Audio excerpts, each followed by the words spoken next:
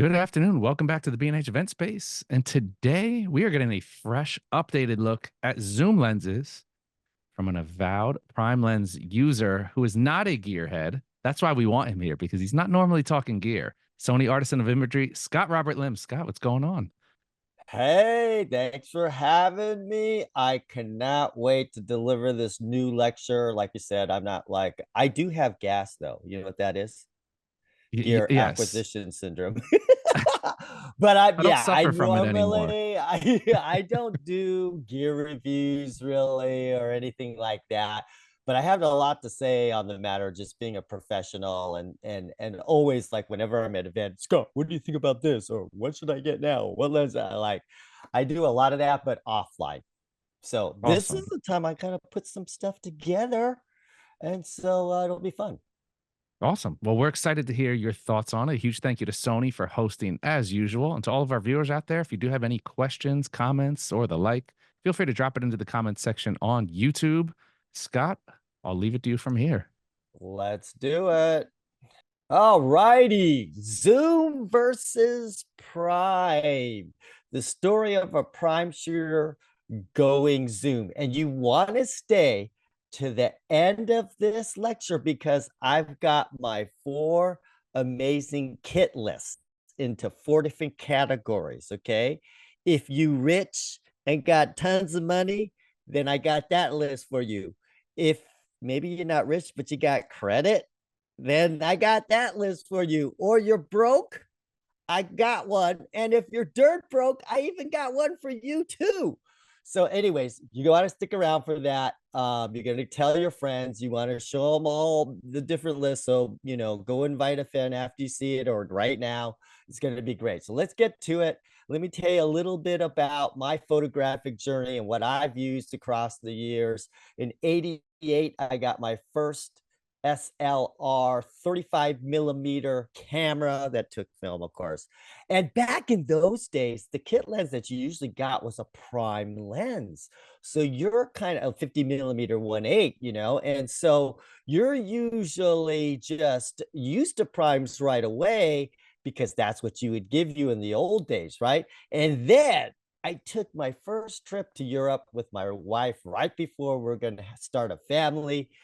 And I went out to, well, I didn't go to B&H, unfortunately, but I did go to Costco and I got the kit. They used to sell the cameras there, and I got the Minolta with the 2870 kit lens on it. I'm like, bam, I'm going. I took, this is the camera I bought. I took 40 rolls of film right to Europe, and it was that monumental trip on the flight back. I said, I really love this photography. I wonder if I could be a professional photographer. That changed the whole course for me with this camera right here. Then 2000, 1 year later, I just went for it. I started my career, and I mostly did primes because of cost, right? Like, my friend had a 70-200 zoom lens, a 2.8, and I was drooling all over that, but it was about $1,000 at that time. I didn't have no $1,000, right? So I bought a used 85 millimeter prime for 150 bucks, and I used that as my long lens. And still to this day, sometimes when I go light and I'm shooting a wedding or whatever, I will just bring my 85 for my longest lens. I kind of upgraded. I got a 135 now. But anyways, that's when I got into primes. And then I got my first professional camera, and it came with the 24-105 f4, and I shot that to heck. I just like brought that everywhere. It was the all-in-one. And I didn't use much primes because, like, why? Hey, this does it all. And then from 210 to 212, I became a prime shooter. And I really loved that shallow depth of field. And so this is like that was my prime. Well, I still use it. I still like, this is my go-to set, 24 millimeter and a 50 millimeter 1.2. I still like using it. And I did this for years and years and years and years, a decade of this. And then things changed a bit, and I mostly use Zoom now. And if you're curious to see why, stay tuned, why I changed. Okay, why primes? I'm going to go over 4 reasons why people like primes, and then I'm going to give my argument on these 4 reasons how you can kind of get around them. And so if you have a lot of like, these are the reason why people like primes. Basically, shallow depth of field, right? Blurry backgrounds, we fall in love with that. Looks so cool. Everybody loves it, right? I still love it to this day. That's one reason.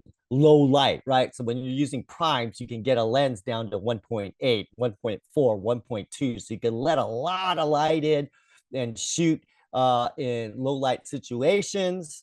And cost, like I said, a lot of times you can get a couple primes instead of paying the big bucks on the on the zooms. And so we go that right.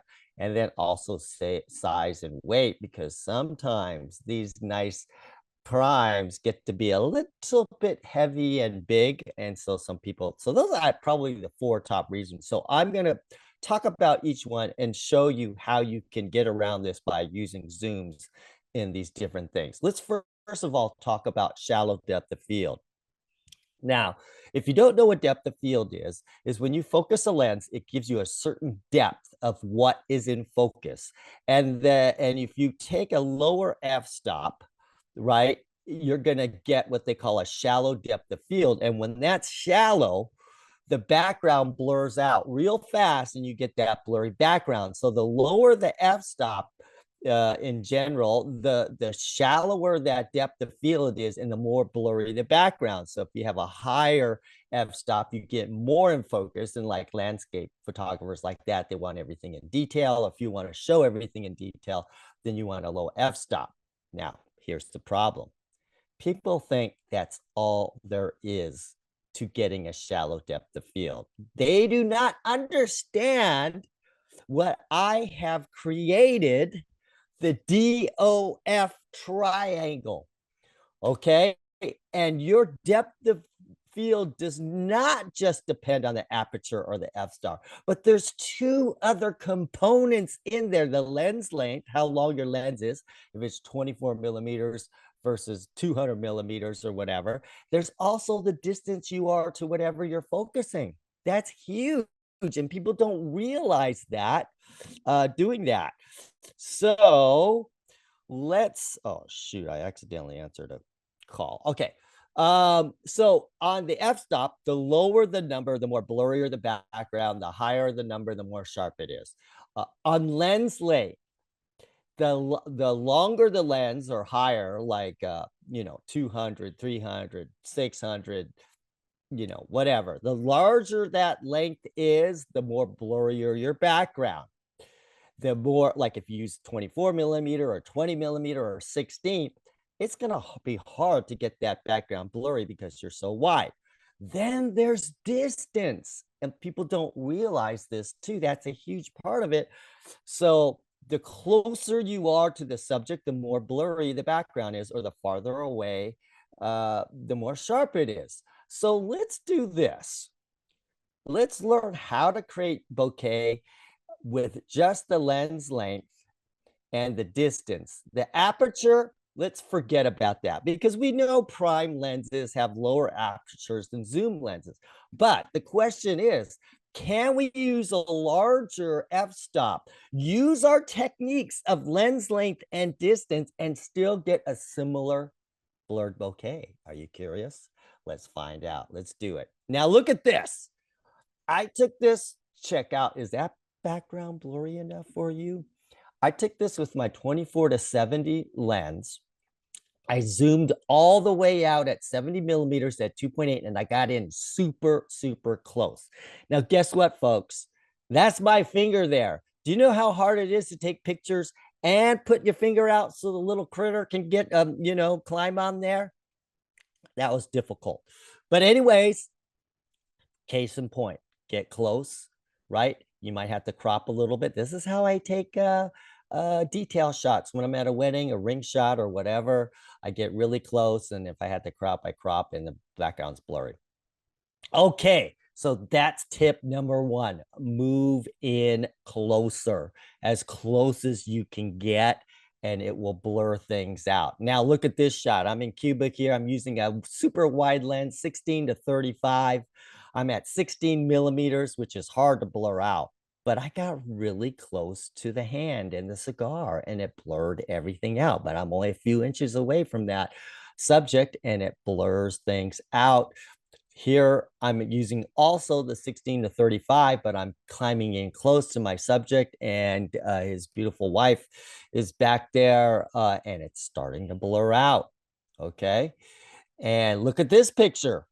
I'm in Seattle. I'm shooting with a 24 millimeters, really wide, but I'm in close and I'm even at f4, but the background still becomes blurry. So let's get down to the science of this, okay? And if you don't download, okay, guess what, guys? It costs you $2 for one of these. Just do it. You deserve it. I mean, you spend thousands of dollars on your lenses. You can bust out. It's so funny. We're so cheap on apps sometimes, but we'll spend thousands of dollars on a lens. Get a DOF calculator. These are fun to mess around with and put in different stuff. If you're considering lenses, this is going to help you shop, right? To see what you have to do. So let's take two lengths the same, 50 millimeter, but let's put one all the way at 1.2 and the other one at 2.8. And let's see what we have to do to get a similar depth of field. So one's at 10 feet.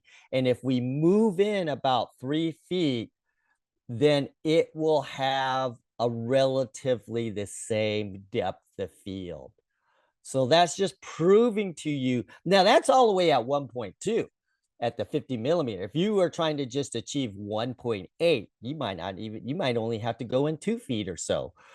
So it proves that you can just use these tools to help you achieve the same sort of blurry background. Okay, so that's one tip. What's the next? Oh, look at this photo, right? I'm shooting with the 16 to 35 lens, but look at that background. It's completely blurry. And it's again, because I'm really, really close to my subject. Okay, tip number 2, maximize your zoom. So if you're shooting with a 16 to 35, put it all the way at 35. If you're shooting with a 24 to 70, put it all at 70. And that will help you blur that background out. So here I am, Banff, Canada. I'm all the way at 70 because they're in the water and yours truly didn't want to walk in the water. So I got as close as I could. See, waist up, right? Not doing a full length. And then I zoomed it all the way out at 2.8. And you got a nice, beautiful, blurry background. Doing the same thing here. What am I doing here? I got the 2470 on. I'm zooming it out at 2.8 and I've got a nice blurry background. So if you zoom it out, now, if I really would have, I kind of like left this more like a full length shot, but if I would have came in and just did a waist up shot only, that background would have got even blurrier. So here I was maybe 10 feet away or something like that. Now look at this. Check out this blurry background. I just shot this a couple weeks ago as a surprise engagement. I don't think she was surprised because she got all dressed up and, you know, their clothes were matching and everything. But anyways, she was surprised regardless. And I had to zoom in there. Well, this look, people would say, you know what? That looks like a 70 to 200 2.8, right? But you're wrong. I'm using a 600 millimeter lens, and the lowest f-stop it would go down to is 6.3. But look at how darn blurry that is. Okay, and so if you look at the little DOF chart, like if you're using a 600 millimeter lens versus a 200, and you're 30 feet behind the 2.8 200, it's about the same depth of field. Okay, if you look at that, 1 foot 1 inches, right? I put in the numbers, so you'd be 60 feet 3 inches versus 30 feet using a 600 millimeter lens. And guess what, folks? The 200 to 600 lens is, I think, well over $1,000 less than the 70 to 200 2.8. So anyways, that's the reason I have that lens. It's hunking, but it's fun to shoot with once in a while. Okay, here's tip number 3.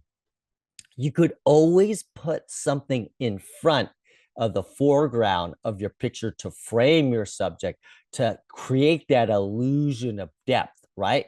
And so as things get really close to the lens, they get really blurry. Whatever f-stop you're at, if you still put something in front of it, it's going to blur it out. And I use this technique a lot to create that blurred effect, but it's kind of reverse, right? It's blurred in the front. And so here I'm shooting and I'm getting down low, uh, getting that those weeds or that grass in front of me to create that blurry effect. I do it all the time. Here I'm in Paris doing it. And I chose this particular area because of this vegetation that was there, so I could shoot through it, giving me that blurred feel to it. So this is another technique that you can do. Like here I'm in Cuba and we're at this little boxing place with these kids, which is really fun. And then I had him punch right at me to get it closer to me. So I'm using the hand as a depth of field trick. Okay, I'm using a super wide lens too, which is hard to get anything blurry. But if you use these techniques, you can do it.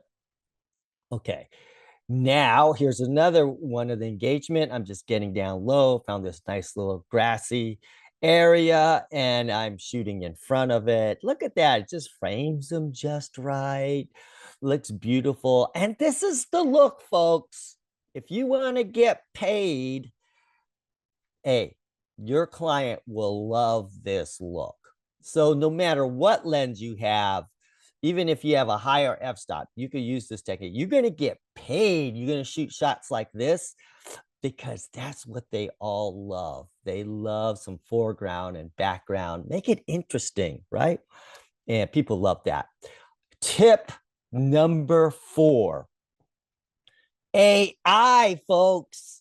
Now, don't go crazy with this, but I'm shooting at a 24 millimeter here, and I just use AI to blur out the background for me, and I love it. And it's almost like I'm using a 24 1.4, even a little bit blurrier. So here's a shot that I took right now. Look at the background, look at the building in the back, and I just went with AI.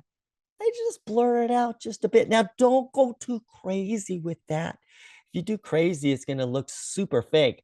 But guess what, folks? All your cell phones do it. We use it all the time, right? But just do a little bit, and it looks really cool. So if you're into Lightroom here, there's this new feature, this new panel on the right-hand side called Lens Blur, and you can mess around with it. It does make your computer run slower, just warning you on that. But you could try it, and you can also blur out anything. It doesn't have to be wide angle stuff. It could be any kind of shot.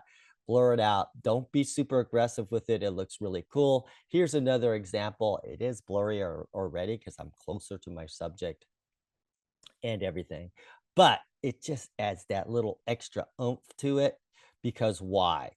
Whenever you're presenting a photo, the viewer's eye goes to what is sharpest and what is brightest. So if you notice, I got a little bit of light on my subject to make them brighter than the background, and I'm blurring them out to make them the sharpest, and that creates impacts.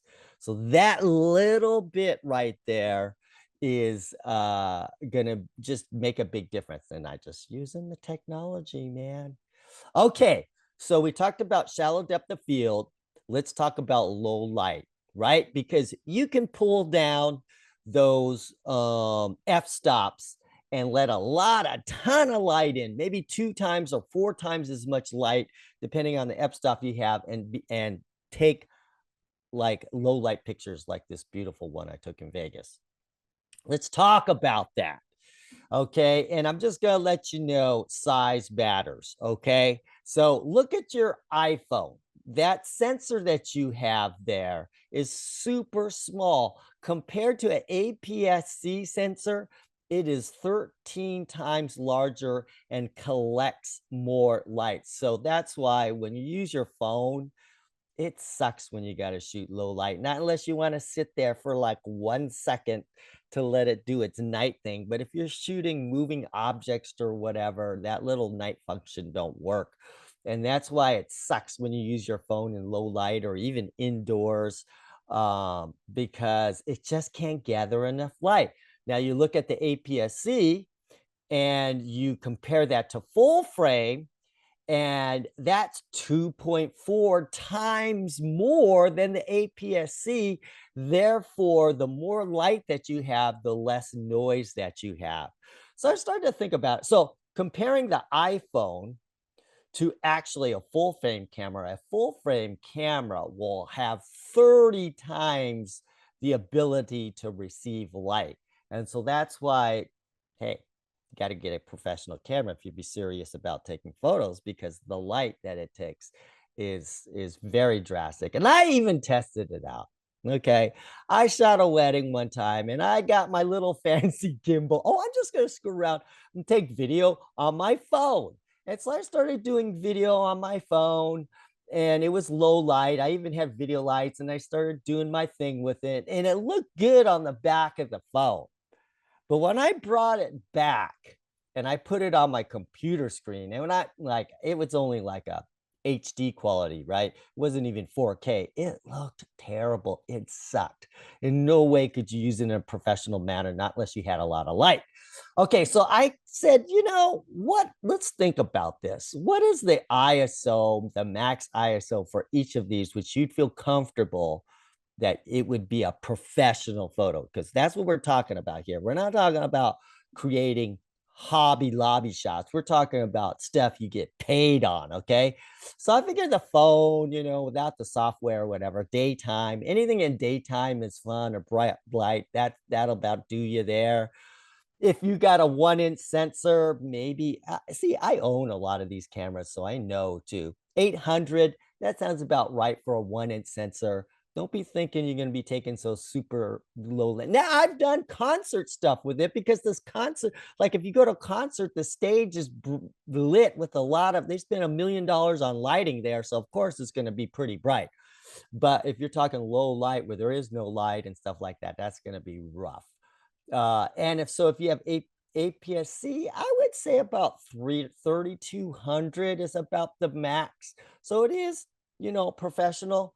You can do it, but by far, if you get full frame, because it's 2.5 times more light, you could go up to 20,000. If you're full frame, whatever f-stop that you have, you'd probably be fine. So low light is not a concern, because if you're using an APS-C, or if you're not even shooting out indoors, then you're fine with whatever, right?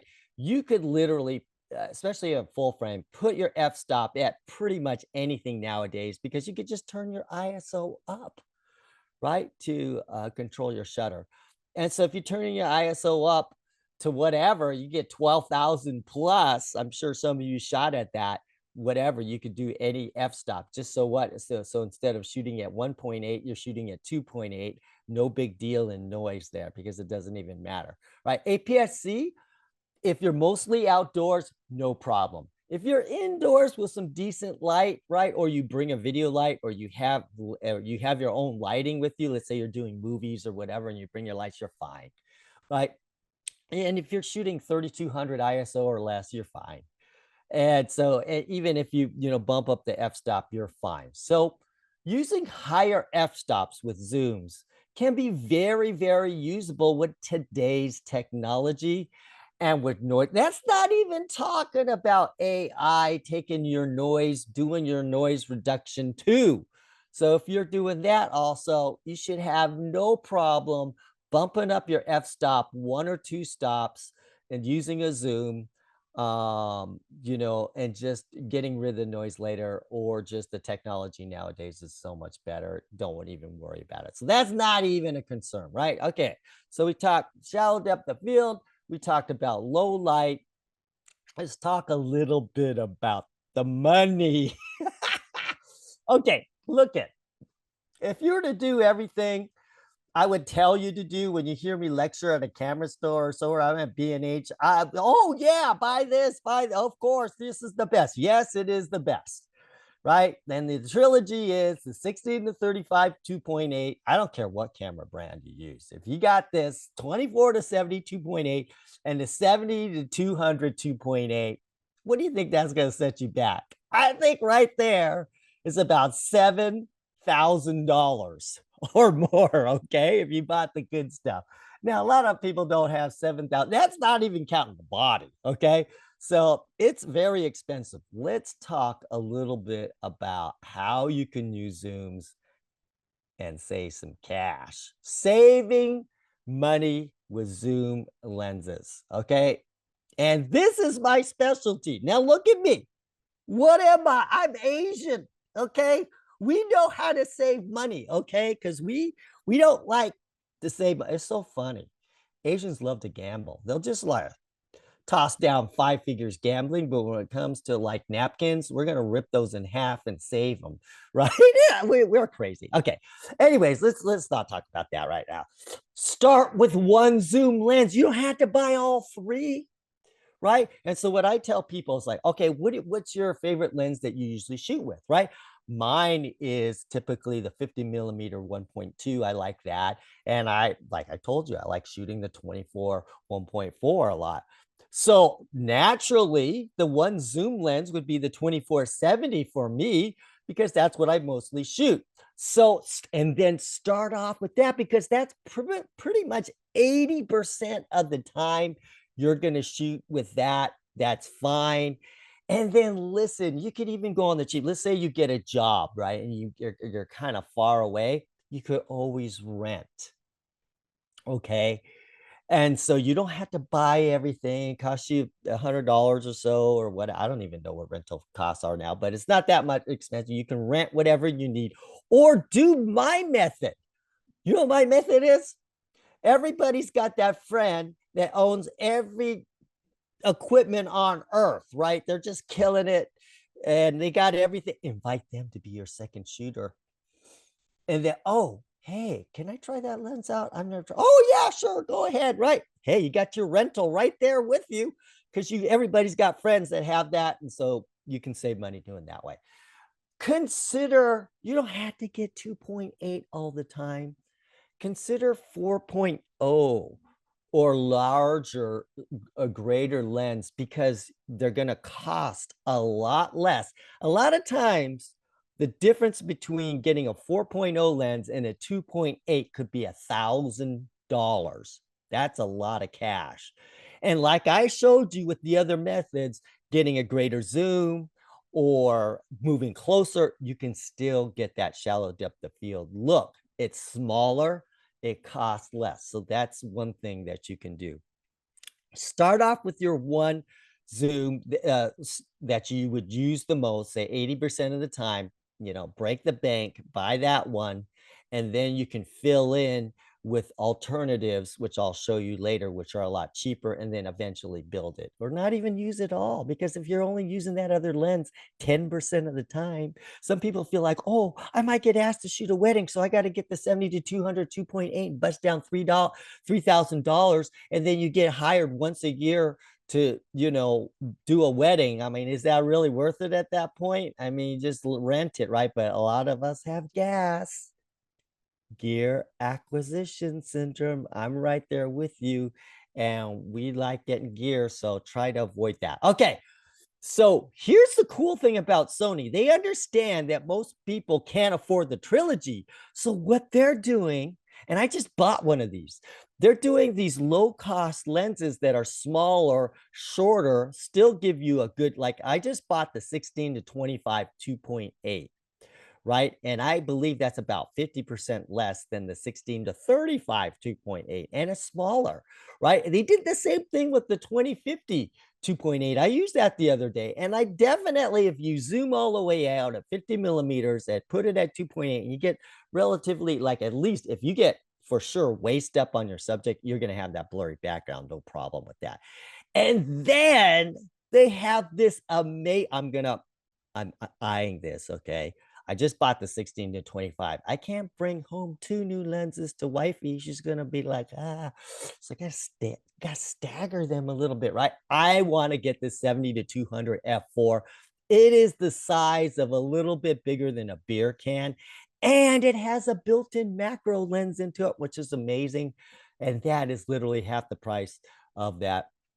So lens companies are realizing this. Hey, listen, not all these people can afford these. And I love Sony because they're really on the forefront of technology and providing these great lenses.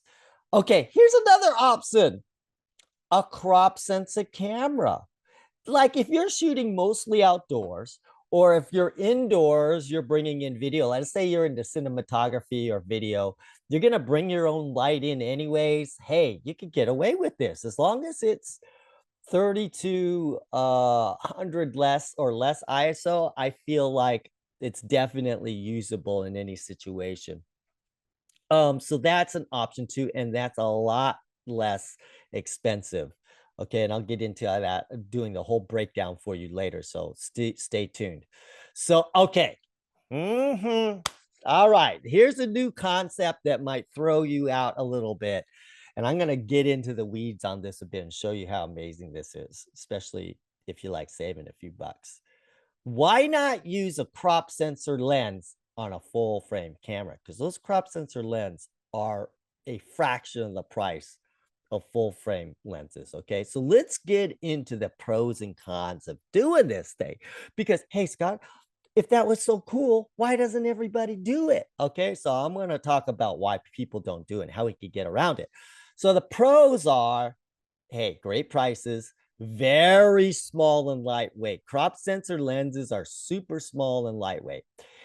Here's the thing: if you're mostly video, you are going to get the same quality. And when you buy a full frame camera, those usually are stuffed with higher end specs for video. So you get the 422, which is really great color rendition. You get 10 bits, so you get the nice smooth gradations of depth in your picture. And a lot of times you can get 4K 120. And if you were to buy that type of camera that had all those specs, you'd have to buy the top end crop sensor camera. So depending on what you have, the video quality, and because 4K is a lot less than your still photo, you're not using the whole sensor, so you don't lose any quality at all when you're shooting video when you use a APS-C sensor. So for all you video guys, definitely do it. It can save you a ton of money. So generally, if you, depending on what camera you have, and I'm gonna get into that a little bit later, it could be both a full frame and a crop sensor camera. You get 2 in 1, which is amazing. So depending on what you feel like or what can fit in your bag, if some of your full frame lenses are too big, you could throw some crop sensor ones in there and you're good to go. Now, what's the con? Okay, well, there's a 2.5 times what I call tax on resolution for still. So it does cut your resolution. But before I say anything about this, I'm going to tell you, I started my professional career using digital, and my first professional digital camera was only 4.3 megapixels and 6 megapixels. Okay. And I was making bank with that. And I was printing up as big of a print that you want to make. I was printing it and it looks fine. I could show you my lame 2008 portfolio that I would bring to clients. It's a huge 13 by 19 portfolio. And I literally printed out pictures that I took with the digital camera to show my client, because back in those days, people wouldn't hire me if I shot digital. They were so scared of it. Oh no, film is the best. Film is the best. And so I literally had to print a digital picture and show my client, like, here, this is digital. Don't worry about it. But anyways, and that was so okay. But that being said, I'm going to do the math for you. If you have a 24 megapixel camera, it now becomes a 10 megapixel. But you know what? A lot of A7S3 people have 12 megapixel frames, megapixels on it, and they shoot video. I had that camera, the say A7S3. I've shot many weddings with that, printed out albums, cropped some of the image, and I was fine. So, 10 megapixels is not bad. 48 megapixels, it becomes 20 megapixels. Now that's pretty good with anything. Now, if you have a 60 megapixel, for sure, 25 megapixels is definitely fine if you want to do cropping and all that kind of stuff.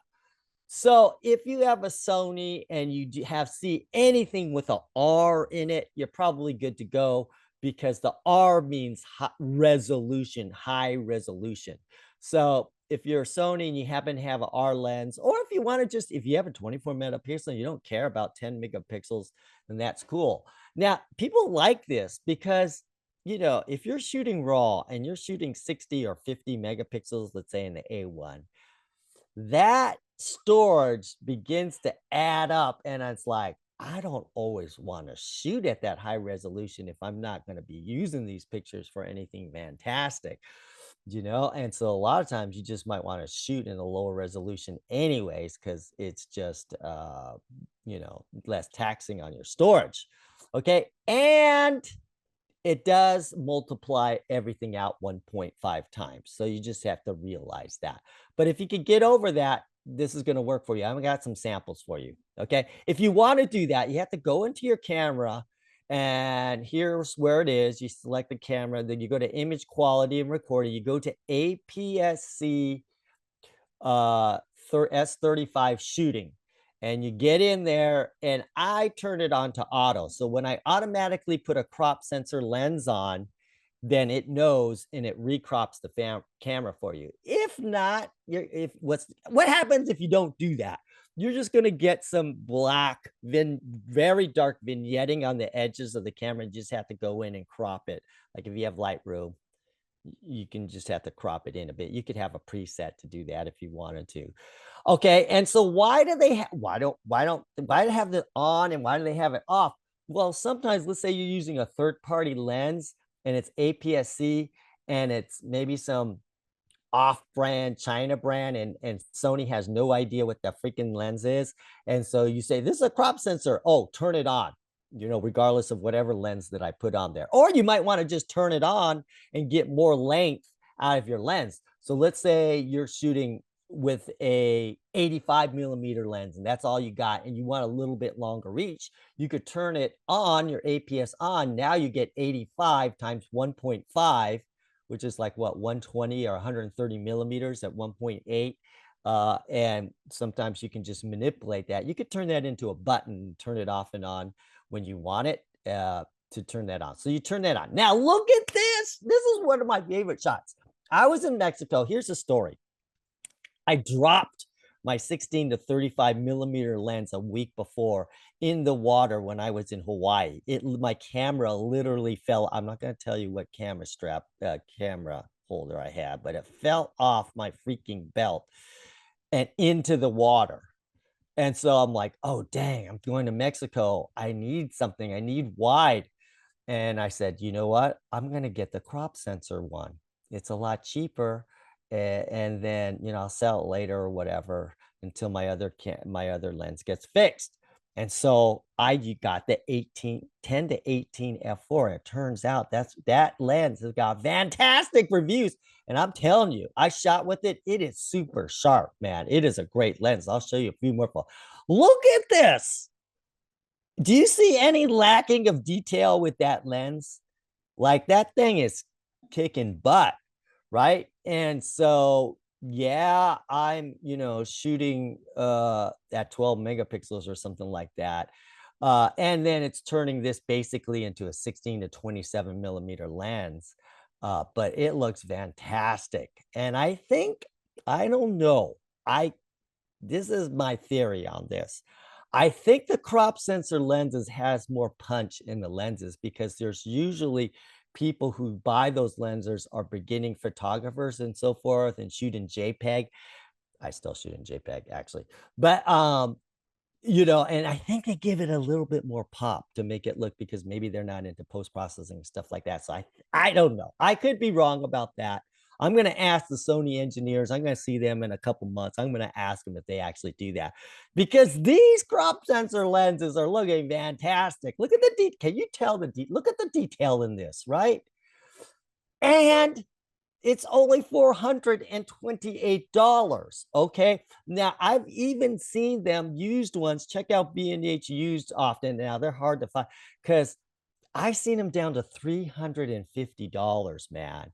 And instead of paying $2,000 or $1,500 for a 16 to 35, you definitely could go this route. This thing is super small too. Have it in your bag. Let's say you don't shoot 16 to 35 that much. It's not like your go-to lens. Hey, you could always have this just in case, right? It's a throw-in lens at that point. Now let's look at some other crop sensors. Here's what I like to do. I like to use the lowest level first and then see how that is, and then buy up as I need. That's how I actually became famous. I became famous by showing people, listen, you could do professional lighting using these old flashes that are 10 or 15 bucks on eBay, and look at the lighting that you can do. So that's just been me. And my contribution to the photography world is finding low cost solutions. So I took this very, very low cost lens that I had laying around, and oh my gosh, this thing is a monster. It's a 55 to 200, which ends up being like a 75 to 300 on your lens. It has OSS built into it. You know what that is? Optical stabilization. So if you're doing video or anything like that, it makes it even smoother. So to get those type of optical stabilization costs even more, and you get it with this. And look, I put it out at 200. Look at the bokeh on that. This looks like, if I said, hey, what did I take this with? People go, oh, you took that with the 7200 2.8 because the background's so blurry. No, that's at 6.3, but I'm just zooming it out a lot.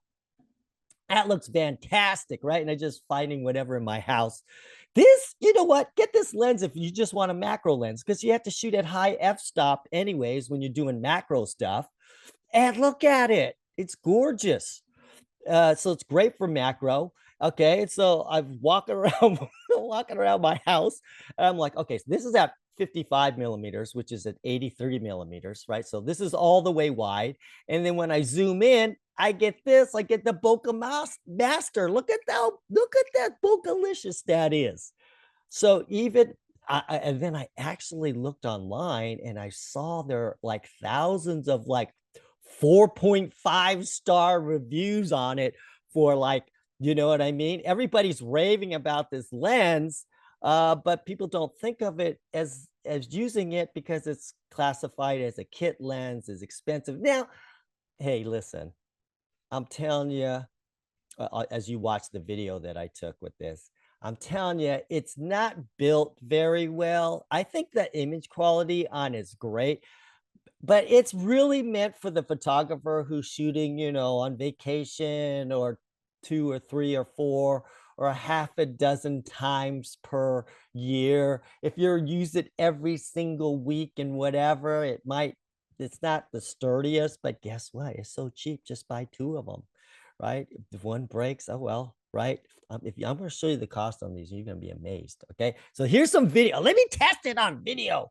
right? So now I'm at 4K 60 at 422 10-bit. It looks good with the video. I said, well, let's try some low light. Turn the candle on. That's at ISO 2000 doing the video. I could definitely, anybody could get away with that. That doesn't look like it's bad noise at all on there. So there's the video aspect of it. Okay, now let's take another lens, the kit lens that comes with. If you get a crop sensor, most likely you're going to get this lens. Look at the color on this sucker. I took it, I put it into my boom, like, wow, that's some awesome color. And it's OSS. Optical stabilization is built into this. So if you're doing a little video, it's even stabilizing it even more in your camera, right? And so let's show some video aspect and how tight and sharp it is with it. Oh, shoot. Sorry about the audio. I was supposed to take that out. Okay. So, right. And so look at it doing the video. It looks pretty smooth, right? It has the optical stabilization. I've just got a handheld here and I'm doing it. And what I like about zoom lenses is that some of this lens has an automatic what they call power zoom. So you can get a smooth zoom in without any kind of tripod because it's built into the lens. Let me show you me doing that feature, zooming in and out, especially if you put this in slow-mo and you're doing a nice little pan in with this lens because it's a power zoom, PZ. So if you see anything with PZ, it's a power zoom. For video, it's really, really nice and a feature that you can do. And that's the lower end lens. Now, folks, now get your phones ready, get your computers ready, because once I announce this, you're going to go over there and buy these suckers because it's pretty amazing, right? So look at that price on this. I went to B&H used. Right now I seen some for $149 and less. I saw some for 120 but didn't have a picture on it, so I didn't use those. Look at this lens. It got the super rave reviews on it. $130. Go ahead and buy 2 of them just in case, right? And they both fit in the palm of my hand. Now, some people say I have super huge hands, but hey, but still, okay. Look at that. It's 1.1 pounds. You could put 2 of them in your hand. You just throw them in your bag just in case. And if you're doing video, whatever, they're fantastic. The quality on it is really good. Like I said, the build quality, of course, is not going to be like the $1,000 lenses, but hey, man, it works. So that just proves to you can do this. Okay. So why did I switch over to Sony? Let me finish it up real quick. Why did I switch over to zoom lenses? One time I took a few years back, I took a trip to Cuba and all I brought with me, I wanted to go lean and mean. I brought with me one lens and one body, and that was it. And so I brought the 24 to 70 2.8 and I shot with that. And I had a good time. It was actually liberating because it reduced 50% of my gear, like the less batteries, less triggers, less lenses, and less weight, right? Less wear and tear my body. And if you don't know it, folks, I just recently turned 61. I mean, I still, when we go on these workshops, I still outpace the 30-year-olds and they can't keep up with me. But still, I'm getting older, okay? And it's like, hey, less stuff on me. I'm starting to feel free again. And when it's hot and you're walking 5 miles a day, 10 miles a day out in the heat, right? It's great. So it's really liberating. 2, the simplicity stretched my creativity. Because I only had one lens, I had to explore it, right? Different. Now I could go, I'm usually a 50 millimeter, 24 millimeter, right? I was stuck at those millimeters, but with the zoom, I could try it at 33 millimeters. I could try it at 40. I could try it at 28. I could try it at whatever in between. So I was experimenting with different angles and different millimeters and finding out and kind of expanding my creative style and my signature with this newfound method. Now there's this ukulele artist, Jake Shimaboko. Some of you might know him. He's amazing. And I was watching his documentary. What he does with that ukulele is, I don't know how he does it. It's amazing. So he says he loves the limitation because as you know, ukulele is only 4 strings because it forces him to be more creative. And that's exactly what I was doing. I was like, I'm down to just this one, and it stretches you to try to find other ways of being creative. And that's what I loved about doing that. Here's another reason is versatility. And I said to myself, listen, I could shoot an entire wedding with this lens if I had to. Push came to shove. I could do it, right? And I forgot about the old days when I was using that 24-105 f4 lens for everything. And it kind of pulled me back 10 years and said, hey, Scott, remember you used to take that 24-105 and use it for everything? It was a refresh again. I didn't have to carry 2 bodies around. I could just do this. It could be versatile. And you go, well, what about the zoom? Okay, I was in Baylor University, which is in Waco, where the eclipse was, the full eclipse. I just happened to be there, 100% eclipse, and all I had was my 2470, and I got these pictures with it. I cropped it in. And look at that. I'm shit. I mean, everybody was out there with their 70 to 200 and 800 and tripods and whatever. I was just out there with the 2470 handheld shooting it, and I got some fantastic shots I'm really happy with one lens. Okay, so here's some tips on how to get started with zoom lens. Go cold turkey. Bring only one lens to the event and practice with it. Learn to explore with it. Get to know it. Learn it inside out. I highly recommend that. Every lens has its advantages and disadvantages. Learn how to find those and use them no matter what lens that you have. Sometimes we get so used to the same old lens, we don't break out of that. So get out of your comfort zone and do that.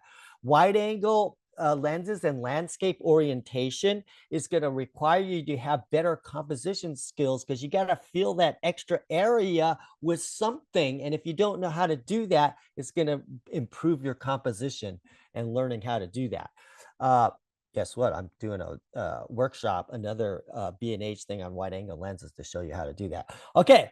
Sessions. If you want to see my sessions where I just used one lens, a 2470 or 16 to 35, you can scan this QR code and you'll see two sessions. One, I'm on a boat cruise and I used my 2470, and the other one, I'm in this junkyard cathedral in Austin. All I'm using is the 16 to 35 2.8, forcing myself to use it. Okay, so here we go, folks. Get your pencils ready. And I'm going to give you my kit recommendations depending on where you are financially. Okay. And if you want a consultation, I'll spend up to an hour with you. Just pay me $99. I will save you thousands of dollars. Tell me what you want to do, and we can go over, what kind of lens, especially if it's Sony. And I could save you a lot of money. Don't get this, get that, all that kind of stuff. If you're interested, no big deal. I also have a free resource guide that I want to give you that's free too. So you just go to scottrobertstudio.com for that. So let's get on with the if I rich, get this. Sony A9 III. It's an amazing, revolutionary camera where, with lighting wise, you can overpower the sun with a small flash no matter what at 1/64th power. It is literally like carrying around a 1000-watt flash with you in a small pocket using global shutter. It is the future. Nobody really knows about it. Just like when Sony introduced mirrorless, everybody's, what's mirrorless? Oh, well, no, I'm stick. Trust me, the world is going to this. Get it. Get the trilogy.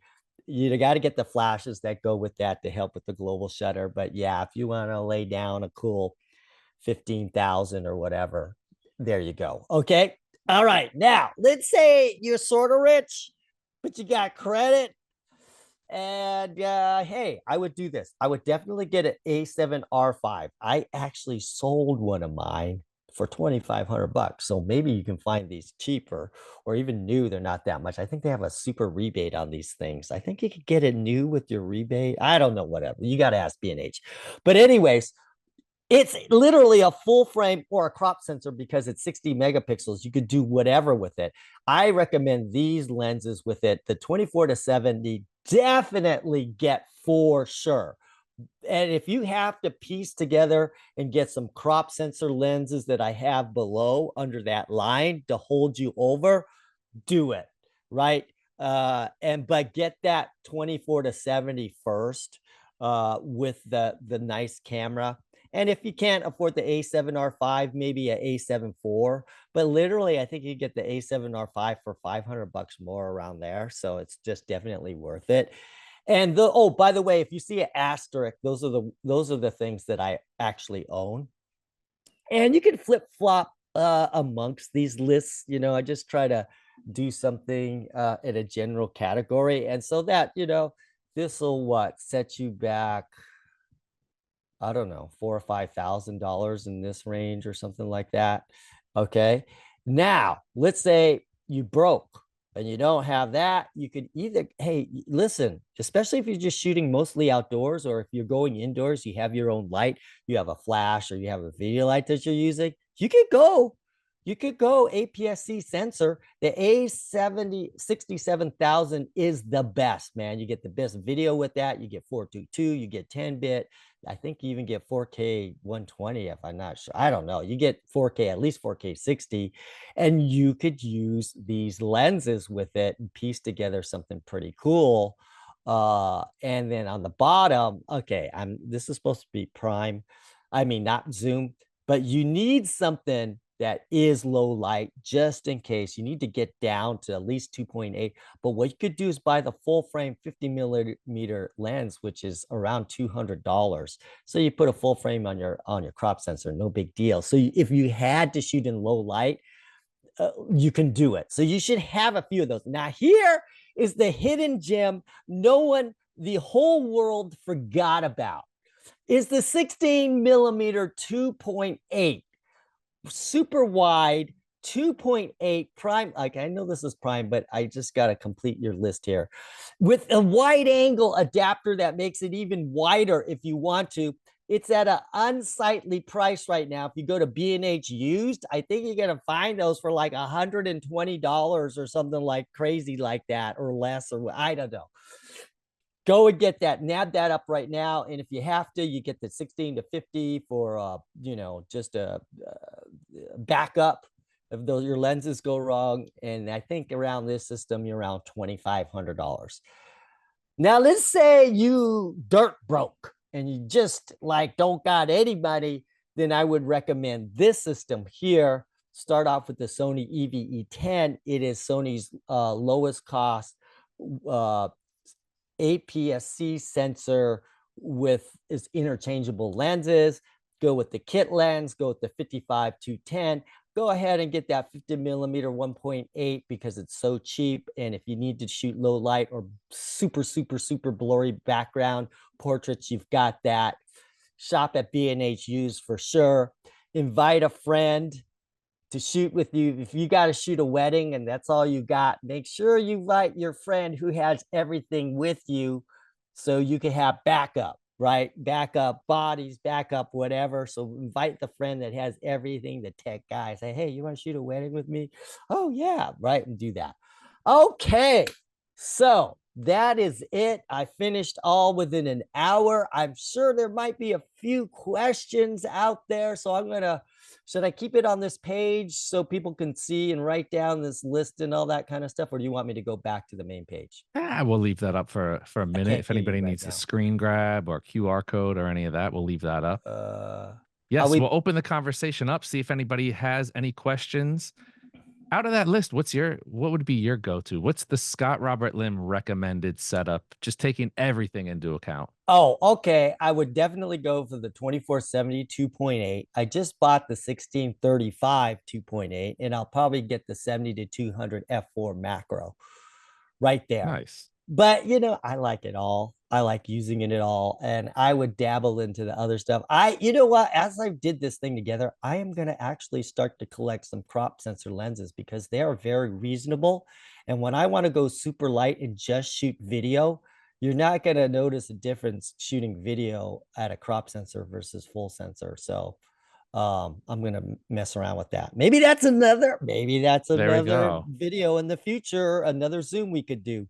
We're brewing because that's the stuff that you like to hear, because nobody's going to know that kind of information. They're just going to go based on everything else they've heard, which is, go expensive glass, go here. And I Yeah, love all the information that can help people cut corners, and those but little bits of information. still do professional work. I mean, a lot of people Yes. that I teach to, they want to make a few bucks. Why not? Like anybody who's into photography, you will get asked I guarantee you guys, if you ever shot a wedding, right? If you do shoot weddings, why turn down a couple $1,000s, right? That's what I'm saying. Like, Yeah, just do it. And if they're asking you and you know that they don't shoot weddings, I'm sure you're going to do a good job, but you got to have the gear in order to do that. And so here's some solutions. exactly. Well, it looks like we answered all their questions, or Okay. they're just dumbfounded. They don't even know what to ask at this point. No, but we're gonna have you back in 2 weeks, Scott. So if you guys do Yes. have any questions that haven't come to you yet, or you missed something, sometimes it takes time to process the information. We'll have you back in 2 weeks. We'll we'll circle back around if anybody has any questions then. A huge thank you to you, Scott, as always. I'm glad that you stepped outside of what your normal wheelhouse is and dipped into the gear thing because it was such an interesting take I to love it. You hear. know what? I would actually love to do this again just with prime lenses, maybe. We love having you on, man. Come on, You you always know, give us good hey. stuff. So huge thank you to Scott, of course, Sony, and all of our viewers out there. Can't do it without you guys. We do it for you. That is it. Another edition of the B&H Event Space now in the books. Catch y'all next time.